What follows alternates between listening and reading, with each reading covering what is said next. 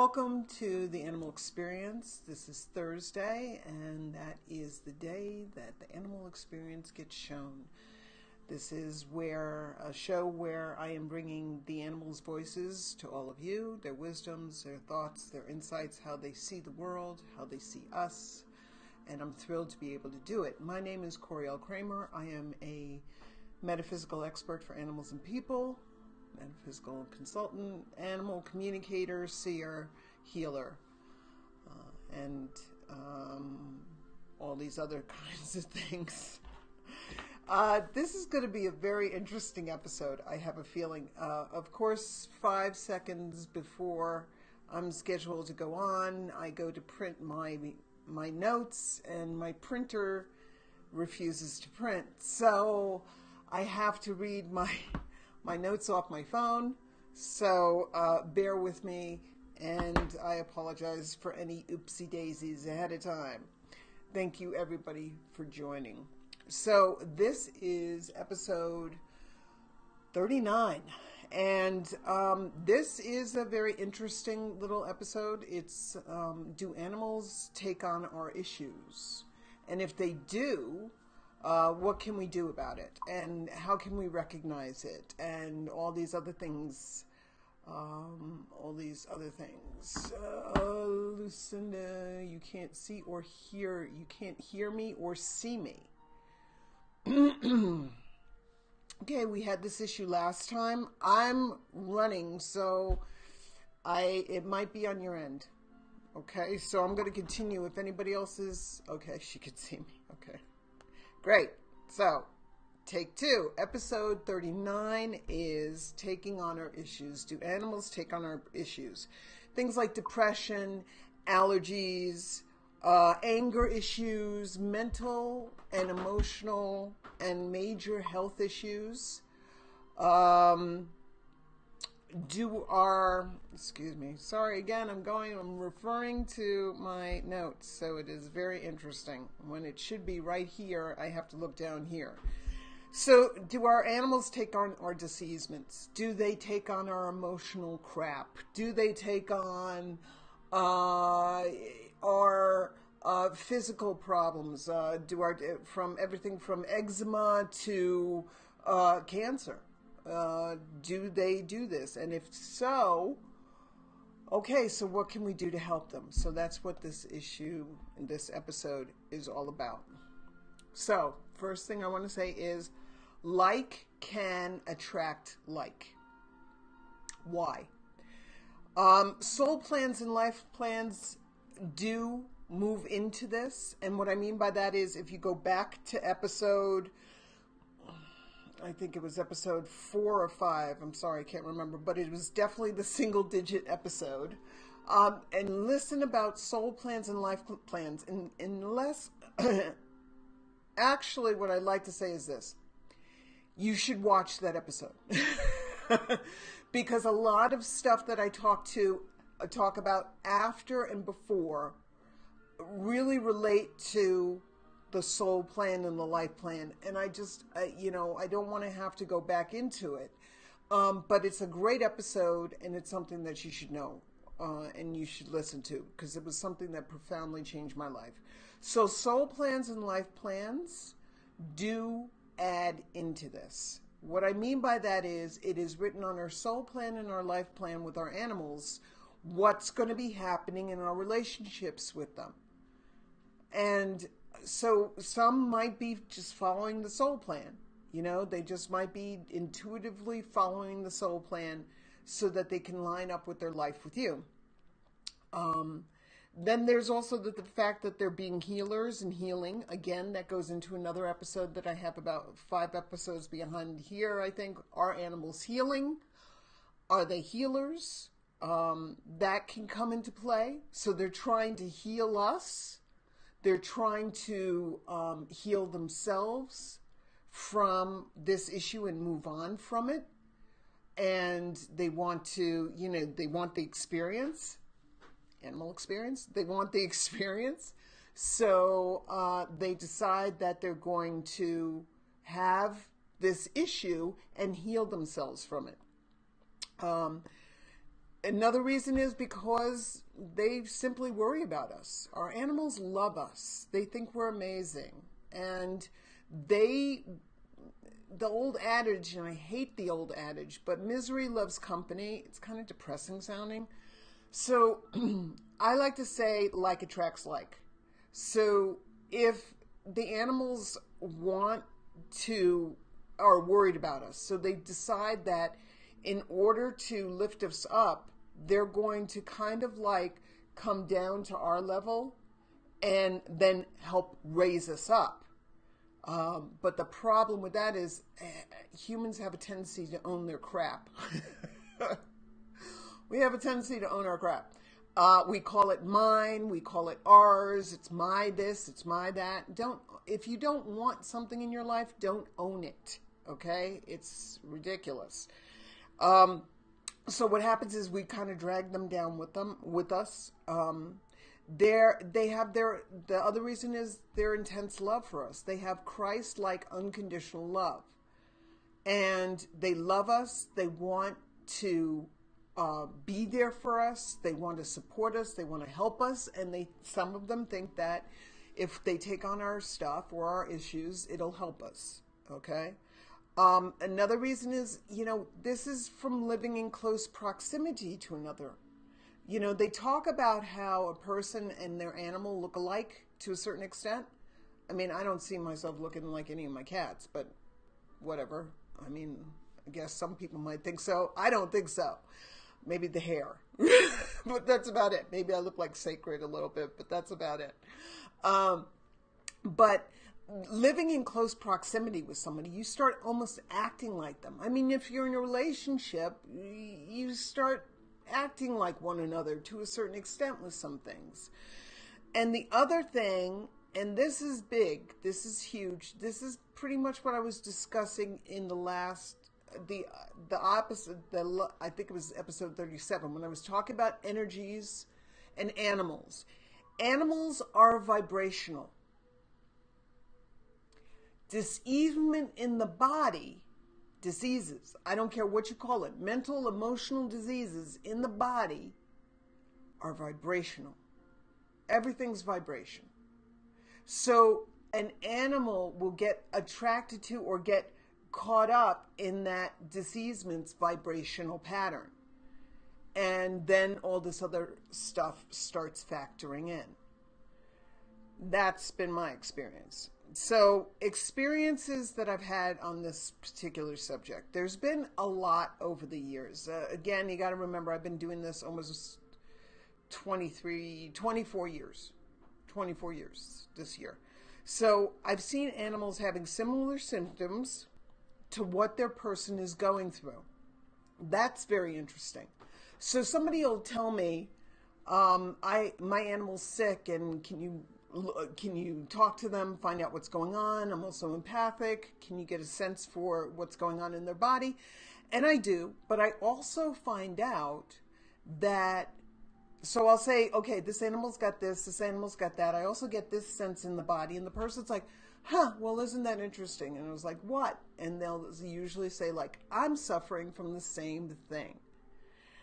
So, I've seen people with the same kind of, and there are no coincidences. Ever, ever, ever. I don't care what anybody says. I don't care. Nobody can convince me that there is anything made up of coincidences. Stuff just happens. Stuff is happening for a lot of different reasons, and it's usually vibrational. So, I've seen animals with the same symptoms as the people. I've seen that the people are going through. Now, this is interesting. If somebody's going through, and I don't like talking a lot about this, so I just, but it is a matter of it being part of life, but cancer. So an animal will have the same symptoms the person is going through when they're going through chemotherapy. That's interesting. All of a sudden their animal starts, vomiting, or they're lethargic, or something else like that. It's sympathy symptoms. They're sympathizing with us. They're loving us and sympathizing with us. So that's very interesting. Now, this goes for physical as well as emotional stuff too, okay? Things like anger issues, fear, worry, depression, melancholy. I've seen animals going through this. And, I'll tell the person, because I'm connecting to their animal, and I'll tell them why their animal feels like that, not knowing that that person also has it. So I'll just say they just don't want to get up. They just don't feel comfortable. They just don't understand that. They just don't feel a zest for life, or they feel this immense sadness just because you feel your immense sadness. And they're like, oh, how did you know that I'm suffering from depression? Well, your animal told me. So, so they connect with that kind of thing. Animals love us. Our animals love us, and they want us to be happy more than anything, because they want to be happy. Again, in animals and healing, or animals healing, that's my episode on that. They want to be happy. They want to feel good, and they want us to feel good. And if we don't, and they're around it, they want to try to help us as much as they possibly can. Again, I'm just saying this for those of you who are just checking this out, because I'm getting some people on here now. So 5 seconds before I started this episode, my printer conked out on me, so I couldn't print my notes. So that's why I'm looking down a lot. I'm looking at my phone because I had to take a picture of my notes. So sorry about that. Okay, so physical, not only physical, but emotional too. Depression. Sometimes it brings up separate unwanted behaviors. Now, what I mean by that is pooping, peeing, or hiding, but the reason behind it still may stem from what they're taking on. So a person will, from their person. So a person will email me or contact me and say, Coriel, my animal's pooping in the house. All of a sudden they're pooping in the house. Okay, so I'll connect, and sometimes this has happened quite a few times. I'll talk to that animal and then follow the line back to why they're doing it, and they're doing it because they're worried about their person, and they're trying to let them. It's coming out in this. They can't bite their fingernails. Okay. When we're nervous, we bite our fingernails. We stutter like I'm doing just now, but I'm not nervous. They do all this kind of stuff. So they pace. We pace. Now, sometimes animals can pace too and stuff like that there. But the best way to get our attention is to do an unwanted behavior, or a behavior that is not necessarily in their normal routine, because that gets our attention. Then all of a sudden we're on that like stank on a skunk, and we're like, what's going on? What's happening? Something's going on, Whereas if they kept on, we're not all open to telepathy. And what happens is that they might be trying to let us know what's going on, but we're not quite getting it. But an unwanted behavior, boy, woof, that'll get our attention like that. So sometimes it comes out in unwanted behavior, and it stems from what's going on with you. Again, I say like attracts like, and I've had sessions, and this is interesting. I've had sessions with people who became very attracted to an animal because they were exhibiting just a little bit of an unwanted behavior, or a behavior that was similar to what was going on, and a behavior that was similar to what was going on within them. So let's say the cat or the dog is a little sassy, okay? A little sassy, a little sparky. Oh, she's a little bitchy. I'm a little bitchy sometimes because I get angry, So, like attracts like. I like that. I like sassy pants. Or you'll get an animal that exhibits things like, fear, and you think you can a little bit of fear, and you think you can help them through it, and you can. But like attracts like. It's vibration. So what happens is you bring that animal home. Sometimes some people bring their animals home, and as their like, meaning as that person's like becomes stronger, or dislike becomes stronger, or issue becomes stronger, that animal's issue becomes stronger. So then they're mirroring you. It's almost like they're doing exactly what you're doing, how you're doing it. But that's because you were attracted to that. Like attracts like. So that's, as their relationship progresses, so does the issues. So that's pretty interesting when that happens too.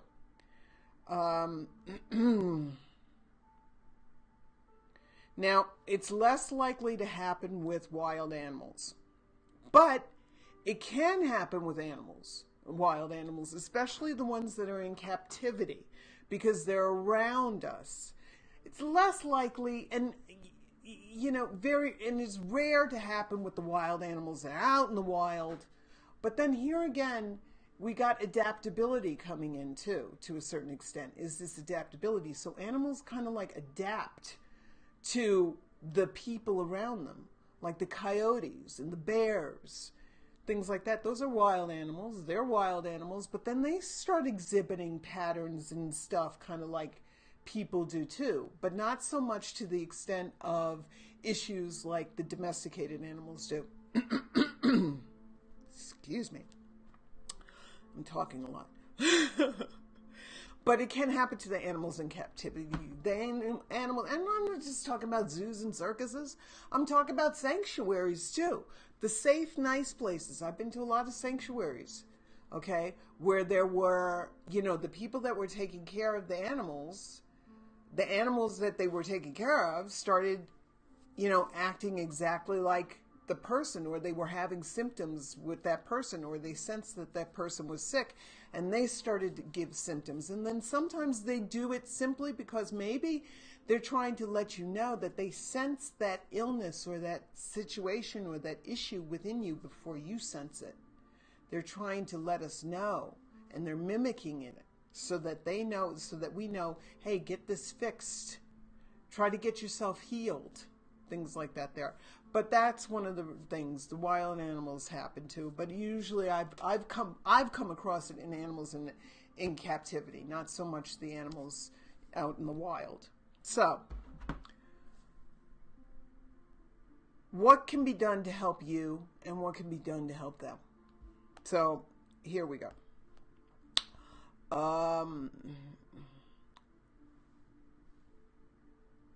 Recognizing an issue is the first step to solving it.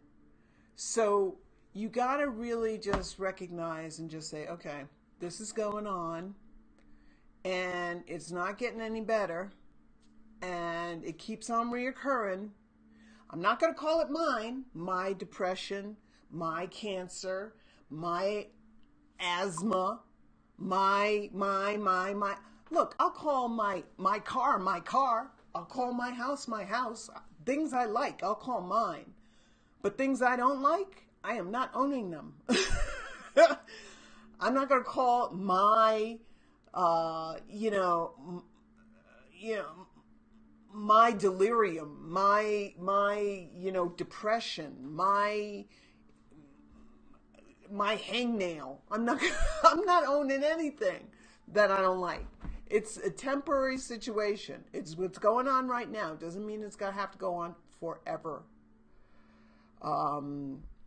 Okay. So, talking to it about, okay. So that's the first step, is recognizing it, embracing it, not trying to push it away, not trying to say, oh, but not owning it.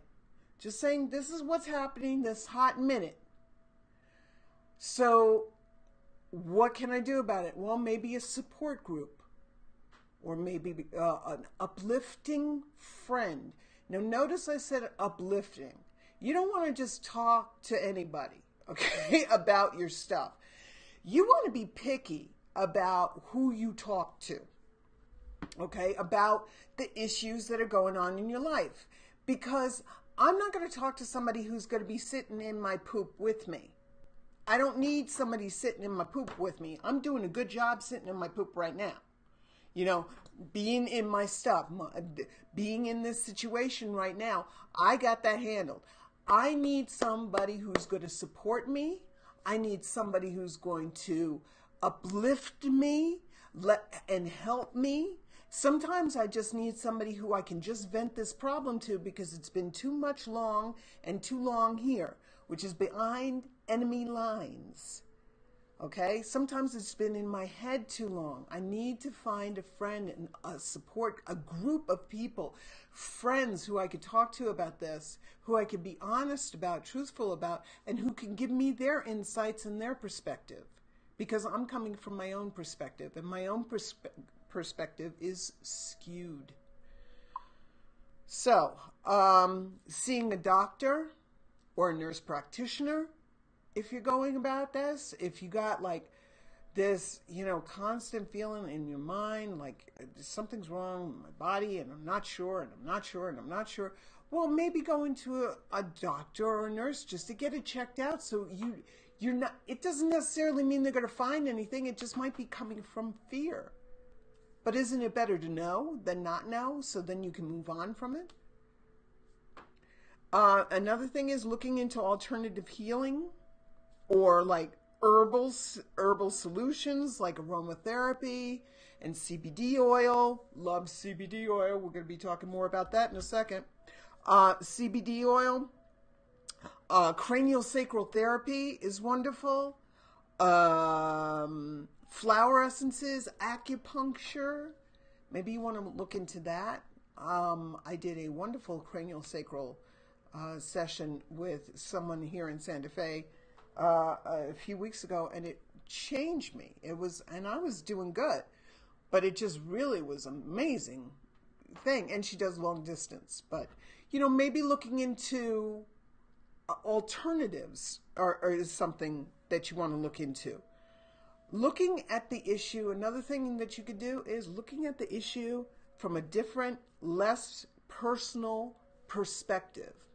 How do you do that? Especially when you're in it.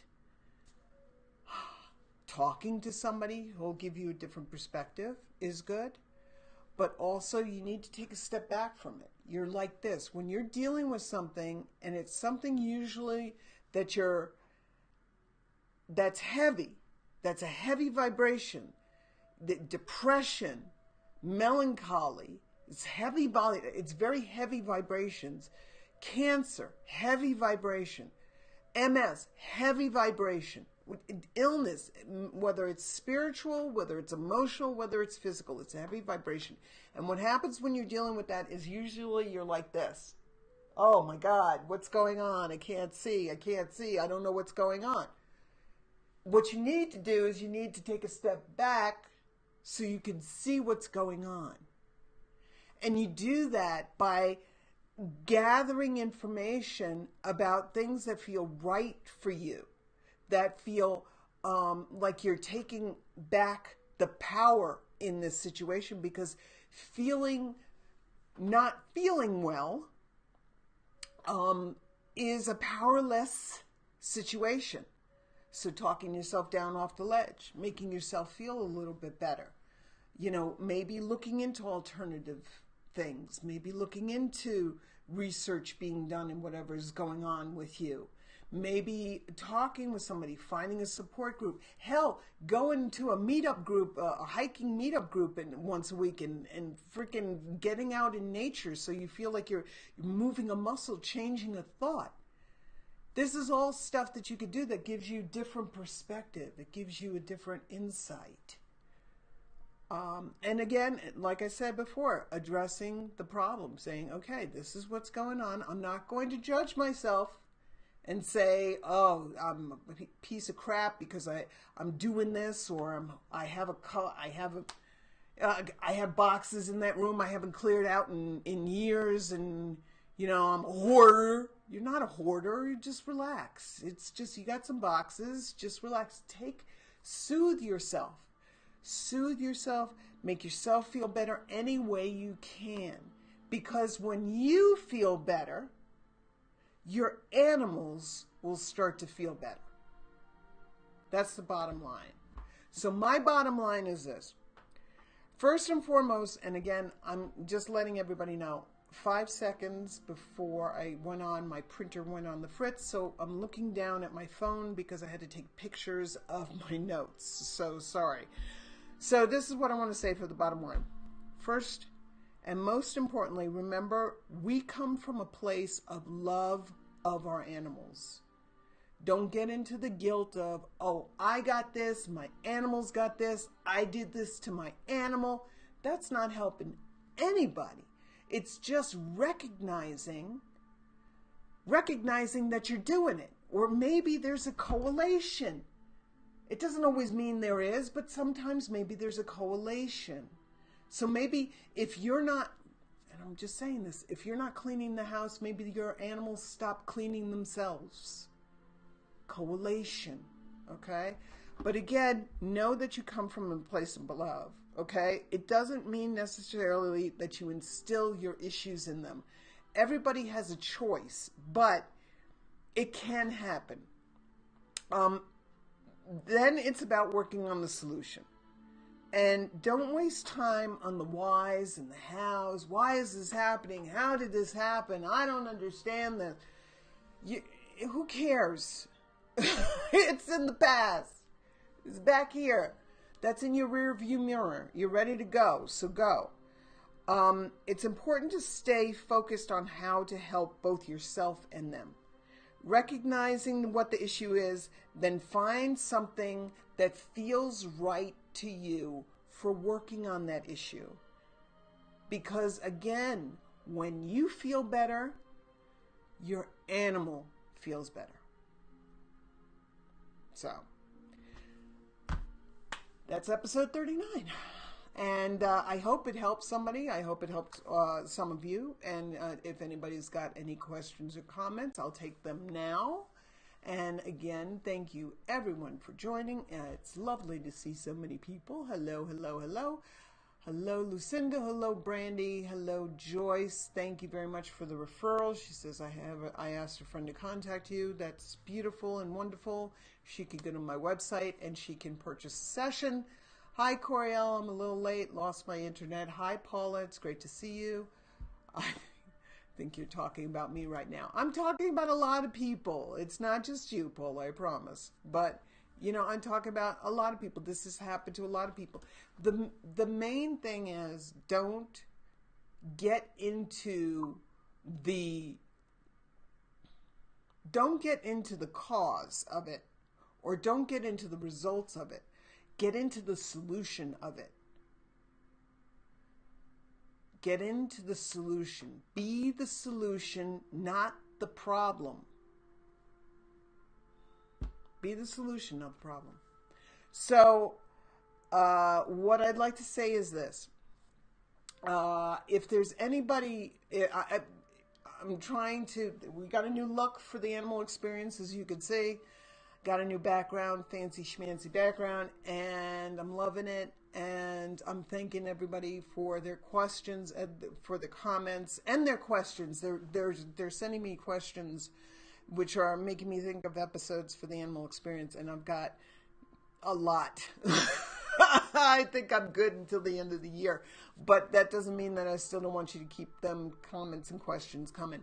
If I miss anybody's comment or question, I always go back at the end and I will answer it. I'm sorry, but for some reason, sometimes this program kind of it skips people, and I don't understand that.